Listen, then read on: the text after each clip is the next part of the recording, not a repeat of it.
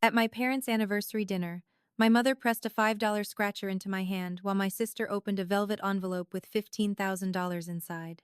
Not while the candles were being lit. Not while the string trio played near the windows. Not while my father stood there smiling like he'd built fairness itself with his own two hands. What people remember is the sound. The dry click of a notary seal falling out of my grandmother's purse and hitting the hardwood floor. That tiny sound threatened everything. Her house. My last shred of trust in them. And the lie they thought I would help clean up.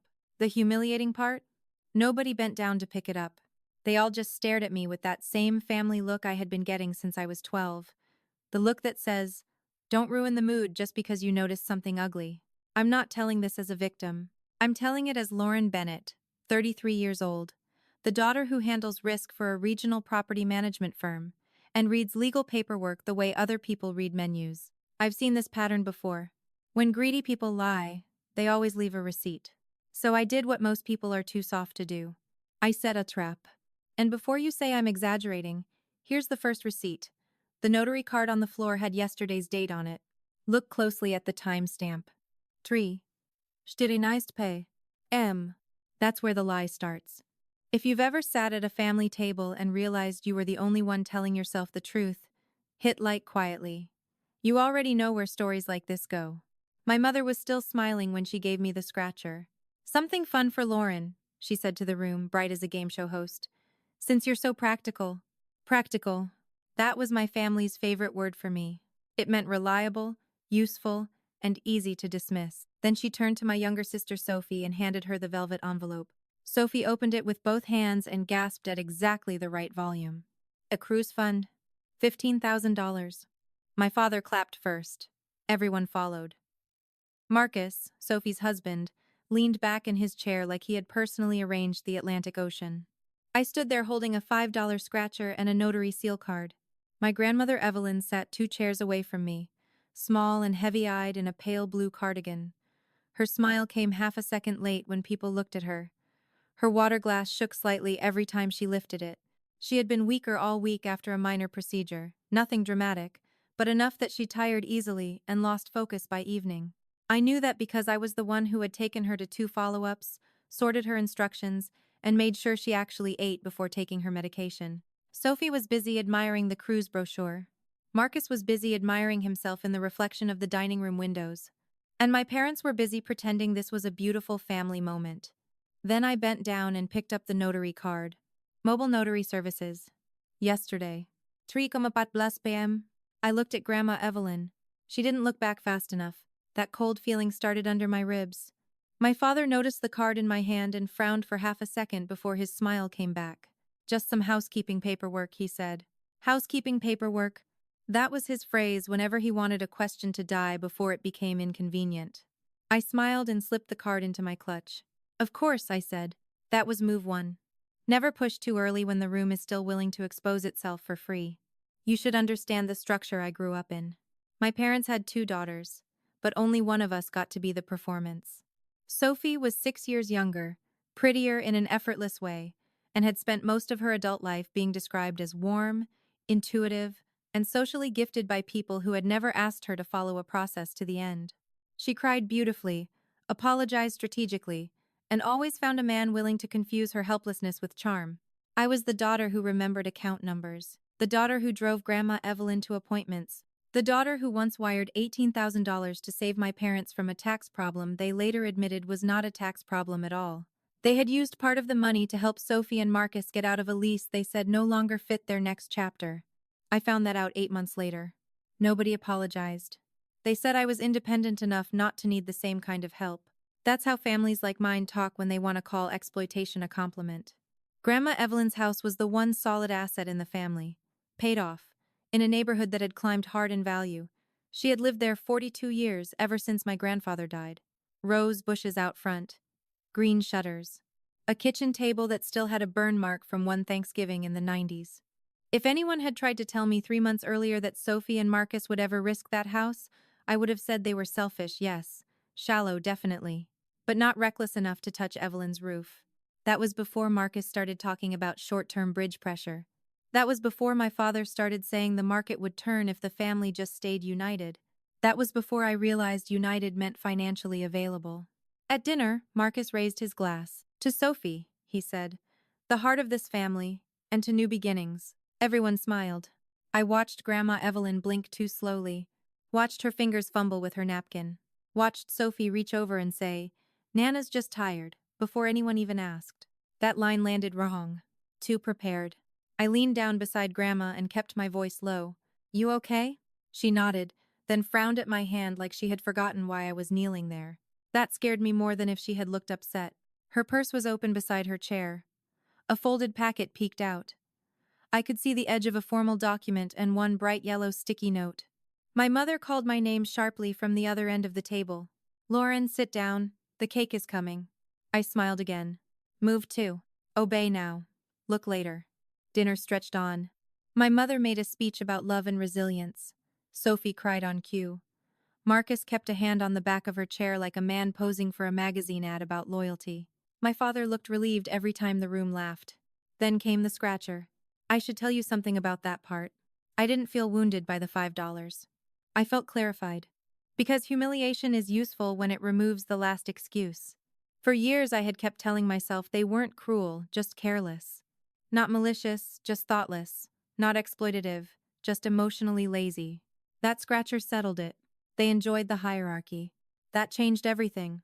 When dessert plates were cleared, I offered to help Grandma upstairs. Sophie was too busy, FaceTiming a friend about the cruise. My mother waved me off. She's fine. Grandma tried to stand and nearly missed the edge of the rug. I caught her elbow. I've got her, I said. This time my father did not argue. Upstairs, Grandma's guest room smelled faintly like lavender and paper. I sat her on the edge of the bed and handed her water. She looked at me with the tired confusion of someone fighting through fog. Did I sign something today? She asked. I did not answer right away. Instead, I opened her purse gently, like I was looking for tissues.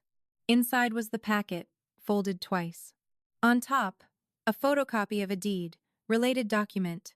Attached, a notarization acknowledgement. And there it was. A property-backed guarantee agreement. Marcus Hale listed in the underlying loan file. Evelyn Brooks's home used as collateral. For family restructuring purposes. I felt every muscle in my back go hard at once. A yellow sticky note on the packet read, 3 p.m. notary. Marcus bringing forms. Just sign where marked. The handwriting was Sophie's. My mouth went dry. I checked the signature. It was Grandma Evelyn's, but wrong. Her name was shakier than usual, the final letters drifting down. Not forged. Worse. Real. But obtained when she should never have been handling legal paper. I looked at Grandma. Do you remember this? She shook her head slowly. Marcus said it was to protect the house, she murmured. Something temporary. Your sister said it was routine. Routine. There is no routine version of using an 81-year-old woman's house to back someone else's debt. I asked one more question. What time were they here? She frowned hard. A man came, with a stamp, she said. You were at work. Exactly. At 3:14 p.m. yesterday, I was in a quarterly risk meeting downtown. Sophie knew that. Marcus knew that.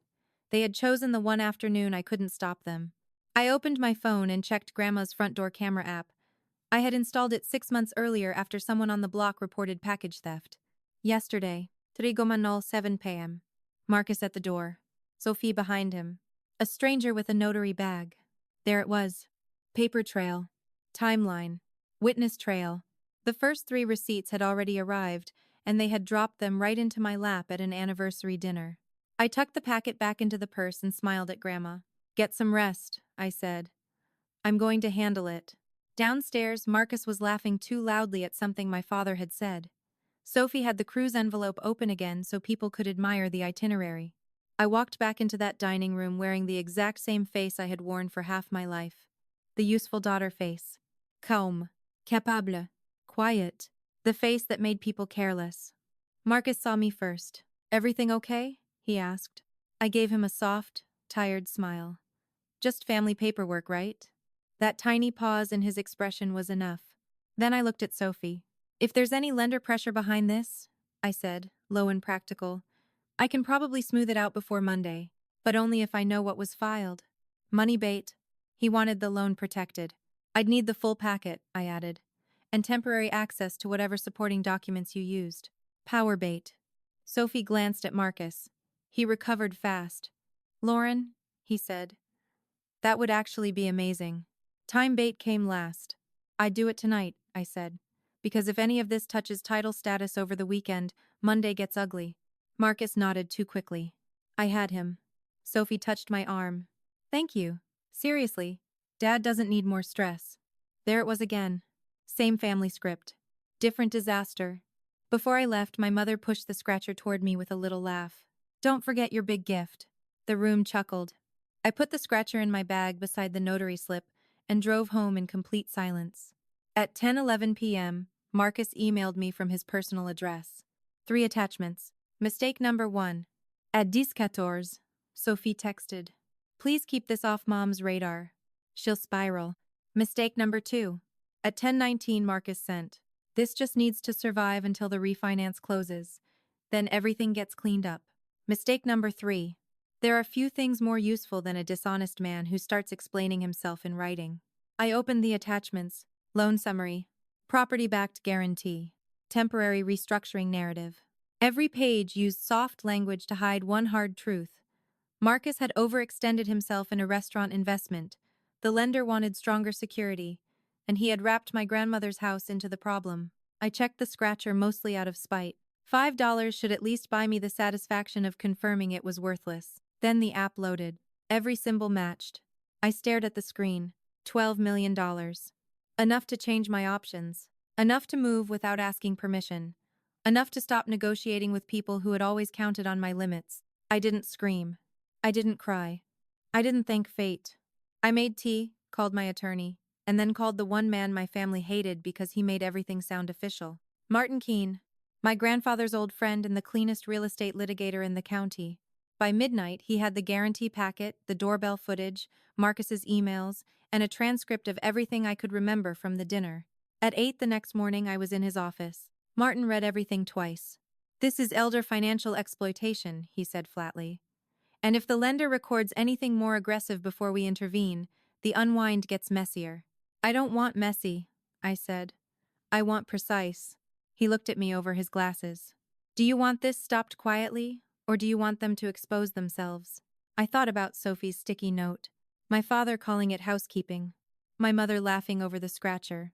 Marcus choosing the one afternoon I was unavailable. I want them to touch the pen, I said. Martin nodded once. First, he filed immediate notice to challenge and freeze easy movement around the property. Second, I moved my lottery claim into protected structures before anyone in my family could smell emergency access. Third, I let Marcus believe I was helping. Monday morning, I went back to my parents' house carrying coffee for Sophie. She looked exhausted in expensive athleisure. Marcus looked worse, which I enjoyed more than I should have. I set the coffee down and said, I reviewed what you sent. There may be a way to frame this as temporary family asset protection, but the lender is going to want consistency. Marcus's shoulders dropped half an inch. Relief. Greed always opens the door from the inside. What do they need? He asked. I kept my voice practical. A clean certification from the people who explained the documents to Evelyn and represented that this was protective and temporary. Once that's signed, Martin can stabilize the title narrative and reduce escalation risk. That sentence did 3 things. It tied responsibility to them. It sounded helpful. And it made the trap look like a shield. Sophie asked, would Dad need to be there? Yes, I said. And the lender's legal rep. If they think the family is aligned, this stays manageable. Aligned. Another favorite family lie. Marcus agreed immediately. Of course he did. I scheduled the meeting for Wednesday at 8:30 a.m. in Martin's conference room. Neutral ground. Enough time for them to get comfortable. Not enough time for them to get smart. For 2 days, I let them hurry themselves. Marcus sent revised talking points. Sophie sent a cleaner summary she said would make everything less scary on paper. One sentence in her draft read, Evelyn was fully comfortable and eager to support the family. I forwarded it straight to Martin. Meanwhile, I kept Grandma Evelyn out of that house as much as possible. Lunch with me, quiet drives, a visit to her neighbor, enough distance for the pressure to drain and her memory to sharpen. By Tuesday afternoon, she remembered more. He said it would stop outside people from touching the house, she told me. Who? Marcus. And Sophie said he was handling the grown-up side of it. I nearly smiled at that. Sophie was 30. But in our family, grown-up always meant whoever was currently taking from someone else. Wednesday morning, Martin's conference room was cold and bright. The kind of room where lies suddenly look underdressed. Present. Martin. Me. My father. Sophie. Marcus. And, on screen, the lender's legal representative. Witness pressure matters. My father looked irritated, not worried. That told me he still believed this was paperwork cleanup, not structural collapse. Good. Martin placed 3 folders on the table. Blue for title clarification. White for family certification. Black for evidence. He slid the white one towards Sophie and Marcus. This document, he said, confirms the representations made to Miss Brooks regarding the purpose of these papers and identifies who communicated those facts. Marcus relaxed immediately. Greedy people always fall in love with calm language when they think consequence belongs to someone else. Sophie flipped to the signature page. Do we need to read all of this? Martin smiled politely. I'd recommend it. Marcus took the pen first and pointed to her line. We're already late. There it was. They sign. Sophie signed. Marcus signed below her as presenting party. My father signed the acknowledgement section after barely skimming the first paragraph. Then Martin slid the page to me. I signed as witness to document preservation. And just like that, the room changed ownership. The white folder had never been protection. It was authorship. It established who told Evelyn the documents were protective, who arranged the signing, who represented the risk as temporary, who stood beside her while the notary sealed the acknowledgement. Authority, knowledge, participation, all confirmed in their own hands. The lender rep asked, "Can we proceed to factual support?" Marcus smiled like he had survived something. Martin opened the black folder. Receipt 1 was the camera footage. He played the front door clip from 3:07 p.m. Marcus at the door. Sophie behind him. Mobile notary entering with a leather case. Nobody spoke. Then Martin froze the frame and turned to Sophie. Were you present when Miss Brooks signed? Sophie swallowed. Yes. Receipt 2 was the sticky note. Martin held up the photocopy. 3 p.m. notary. Marcus bringing forms. Just sign where marked. Whose handwriting is this? He asked. Sophie stared at it, then at me. Mine, she said quietly. My father shifted in his seat for the first time. Receipt 3 was Grandma Evelyn's recorded statement, taken the night before with counsel present and her consent fully documented. Her voice came through the speaker clear enough to cut glass. Marcus said it was to protect my house while the family reorganized things. Sophie said it was routine. I did not understand that my home was being used for his debt. Marcus sat forward. This is turning into a misunderstanding, he said. Martin didn't even look at him. No, he said. It's turning into a record. The lender rep asked for the underlying exposure amount.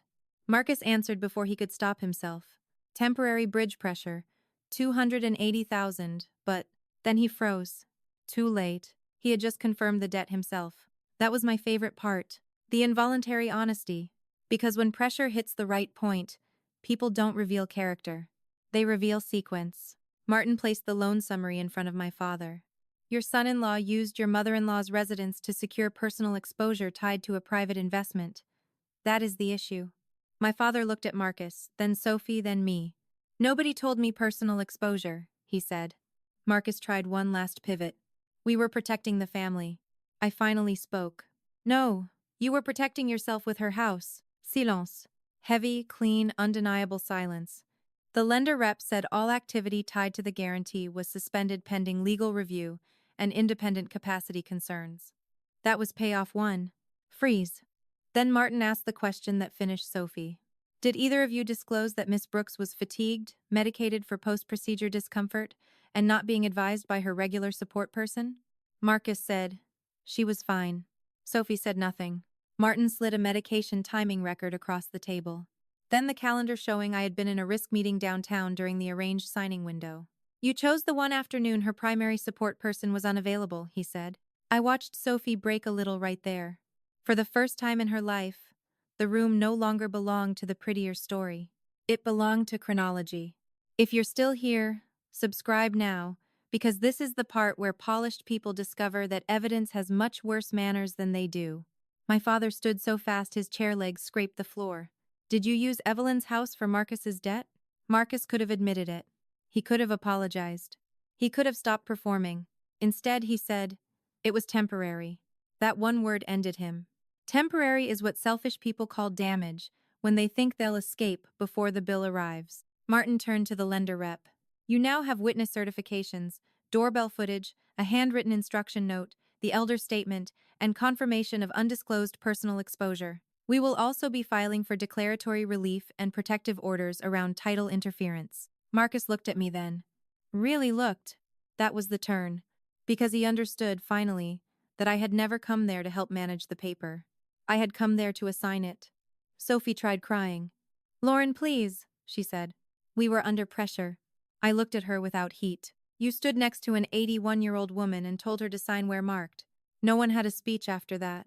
By noon, Martin had filed the first waive. By 2 p.m., the lender had formally withdrawn reliance on Evelyn's property. By 3:30, Marcus's private investor had started calling him every 11 minutes. That was the financial drop. But I wasn't done. Thursday afternoon, my parents asked me to come over. I went. When I walked in, Sophie was already crying. Marcus was pacing. My mother sat rigid on the sofa, furious not about what had been done, but about the fact that it had become visible. My father looked older than he had on anniversary night. Marcus started first. "We need to settle this as a family." That word again, family, used like a mop. He slid a folder toward me. I opened it. A proposed reimbursement plan. They wanted me to loan them $90,000 short-term so Marcus could stabilize his immediate exposure while Martin worked out the rest. I almost admired it. Even after the footage. Even after the statement. Even after the freeze. They still thought I was the emergency fund. Sophie reached for my hand. "You always land on your feet," she whispered. "You're stronger than the rest of us." That used to work on me. Praise dressed as extraction. Not anymore. I took the $5 scratcher out of my wallet and placed it on the coffee table. My mother looked confused. Then I set my phone beside it and turned the screen toward them. Claim verified. $12 million. No one spoke. My mother's face lost color first. Then Sophie's. Marcus looked like someone had hit him hard in the chest. "You won?" my father said. I nodded. "With the joke gift?" I said. Then I stood. "I'm not giving any of you $1, I said. "I'm using my money to make sure Evelyn never has to depend on your explanations again." Marcus took one step toward me. "Lauren, don't be vindictive." Vindictive. That's the word people use when consequences start sounding like witnesses. By Friday morning, Grandma Evelyn was out of the house and settled on my property while her legal protections were finalized. By Friday afternoon, Martin had expanded the filings. By Monday, Marcus was facing civil fraud exposure, lender scrutiny, and the collapse of the temporary arrangement he had built his whole confidence around. Sophie lost something worse than money. Control of the narrative. Her friends heard part of it. Then her in-laws heard more. Then the story moved through the exact suburban circles she had always treated like a stage. Not because I went public. I didn't need to. People like Sophie do their own publicity once panic hits. Marcus called me from 3 different numbers. I blocked them all. Then he tried through my father's phone. "Can we at least keep this out of court records?" he asked. There it was. The confession dressed as strategy. I forwarded the voicemail to Martin. 2 weeks later, Marcus signed a settlement admission tied to misrepresentation in the guarantee process and separate financial disclosures. That was payoff too. Sign. Admit. Collapse. Sophie moved out of the condo they had leased beyond their means. My mother wrote me a 4-page letter about loyalty, forgiveness, and how families should not destroy each other over paperwork. I fed it straight through a shredder. My father asked to meet. "I should have listened sooner," he said. I believed him. But late truth is still late. "You asked me to keep things pleasant," I said. That was the family business model. He asked if Sophie would ever be allowed around Evelyn again. "Not without supervision," I said. He asked if I hated them. "No," I said. "I just see you clearly now." Clarity ends the show. Over the next 3 months, life got smaller and better. Martin helped Evelyn untangle the property mess completely. I left my old job and started a boutique risk consulting practice. Sophie sent one last text. "I didn't mean to hurt Nana." I deleted it. Intent matters, but sequence matters more. She stood there. She wrote the note. She benefited from the silence. That was enough. One afternoon, Grandma Evelyn held my hand and said, "I knew something was wrong, I just didn't know how wrong." Then she smiled and said, "You didn't rescue me, you documented them." She was right. The money gave me options. What saved Evelyn was sequence, paper, and patience. And on my parents' anniversary, they handed my sister $15,000, handed me a $5 scratcher, and accidentally funded the cleanest revenge of my life. Let them laugh. Let them underestimate. Let them explain too much in writing. Let them touch the pen. Because people who build their lives on charming lies always forget one thing: paper remembers everything.